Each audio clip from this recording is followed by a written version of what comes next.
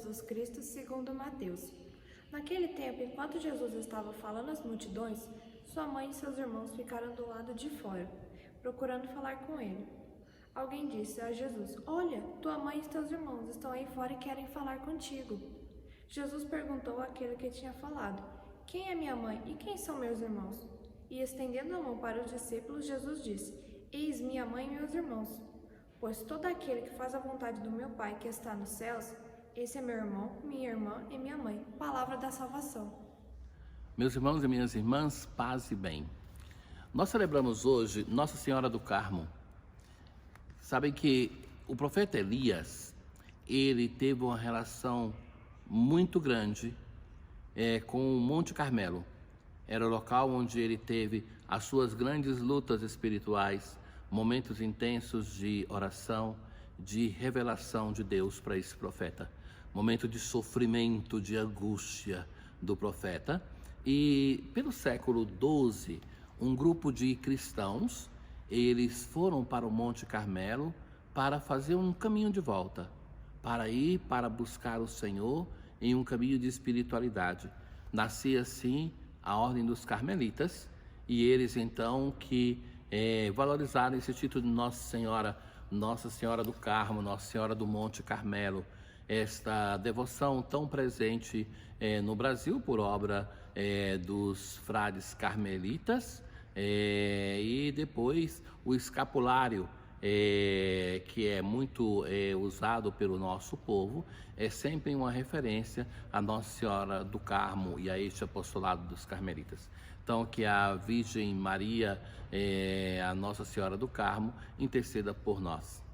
Bem, hoje nós temos no Evangelho, nós interrompemos por um momento a leitura sequencial de Mateus para nós nos dedicarmos ao Evangelho da festa de Nossa Senhora do Carmo.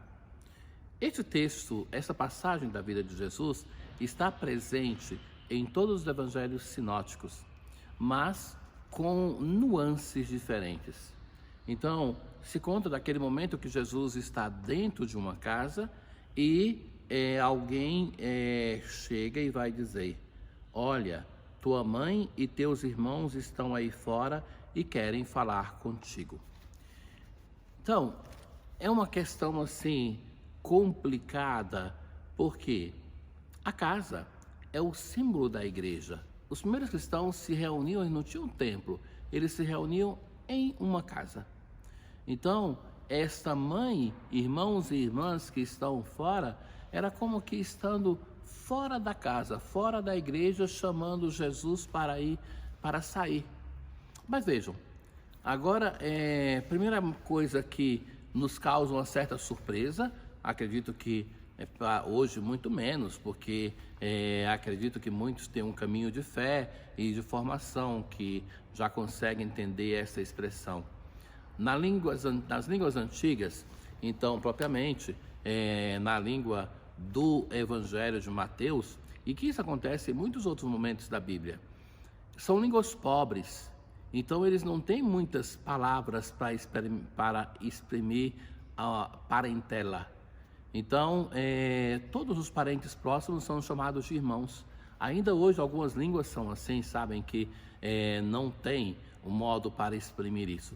Eu me recordo muito que quando eu estudava liturgia na Itália, tinha uma religiosa africana que nós perguntamos: "Quantos irmãos você tem?" Ela riu e falou: "Não sei." E nós pensávamos assim: "Mas como é possível não saber?" Pensamos até mal do pai dela. Aí ela falou: "Não, é porque para nós a distinção entre irmão e primo não existe. Ela é tão insignificante que nós nos chamávamos todos de irmãos. E nós não sabíamos quem era o irmão e quem era o primo. Todos nós crescíamos juntos numa mesma via, como se todos irmãos fôssemos." Então, é essa a real dificuldade. Então, na Bíblia, sim, de fato, tem aqueles que são chamados irmãos de Jesus, mas que não são chamados de filhos de Maria, mas irmãos de Jesus. Então, é a questão desta palavra que exprime muito mais parentela do que necessariamente os filhos dos meus pais. Bem, esses irmãos de Jesus, irmãs e Maria estão fora e se envia a Jesus esta mensagem que nós ouvimos. Jesus perguntou àqueles que tinham falado: quem é minha mãe e quem são meus irmãos? E estendendo a mão para os discípulos, Jesus disse: eis minha mãe e meus irmãos, pois todo aquele que faz a vontade do meu Pai, que está nos céus, esse é meu Pai, minha irmã e minha mãe. Então, fundamentalmente, quando nós ouvimos este texto, parece uma ofensa a Maria. Quem é minha mãe? Quem são meus irmãos e as minhas irmãs? Então buscamos esclarecer. O Evangelho nos fala pouco de Maria, mas assim, que fala pouco também de todas as outras pessoas, porque o Evangelho foi escrito para nos falar da pessoa de Jesus. Então as pessoas aparecem na medida que tem uma relação com Jesus na sua vida pública. Na infância de Jesus, por exemplo, a presença de Maria é muito mais densa, mas depois se vê que Maria não é aquela que está com o grupo caminhando com Jesus todo o tempo. Era natural. Maria já tinha uma idade naturalmente maior que de Jesus, e aquele grupo era um grupo constituído fundamentalmente de homens, esse grupo que tinha uma vivência mais próxima a Jesus. Mas tem uma coisa importante, que Maria é a única pessoa que pertence aos 3 momentos da história da salvação.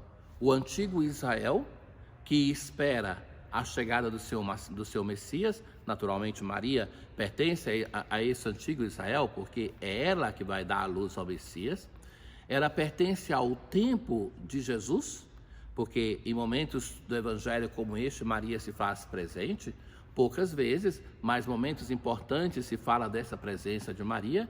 E Maria pertence ao tempo da igreja, porque quando chega o dia de Pentecostes, eles estão reunidos em torno da mãe de Jesus. Então, Maria pertence aos 3 grandes momentos da história da salvação. Mas veja, o Evangelho de hoje não diz que Maria não é mãe, mas diz que os seus discípulos são mãe, são irmãos e irmãs, na medida que escutam a palavra de Deus. Então não exclui Maria da maternidade, mas nos coloca todos dentro dessa possibilidade de sermos a mãe e irmãos e irmãs do Senhor. Então Maria, ela é importante mais por ter sido discípula, ter gerado o Senhor na sua vida, no seu coração, na sua alma, mais do que no seu útero. Então, Maria é importante pelo seu discipulado. Depois, em segundo momento, por ter sido a mãe do Salvador. Mas a essa maternidade primeira de Maria, que é gerar o Cristo da sua vida, no seu coração, todos nós somos chamados.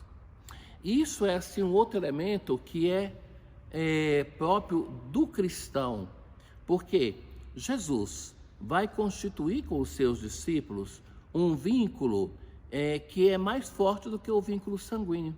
O vínculo sanguíneo, queridos, não é determinante. E para nós, que somos cristãos, é através do vínculo de fé que nós nos unimos com pessoas, e este vínculo é mais forte, mais robusto. Essa amizade em torno do Cristo, entre nós com o Cristo, é mais importante que o vínculo de consanguinidade. É isso que o Senhor quer nos dizer hoje no Evangelho, e para isso Ele usa a imagem da sua mãe, dos seus irmãos e irmãs. Tenham todos um bom dia, uma boa festa de Nossa Senhora do Carmo. O Senhor esteja convosco, Ele está no meio de nós. Abençoe-vos Deus Todo-Poderoso, Pai, Filho e Espírito Santo. Paz.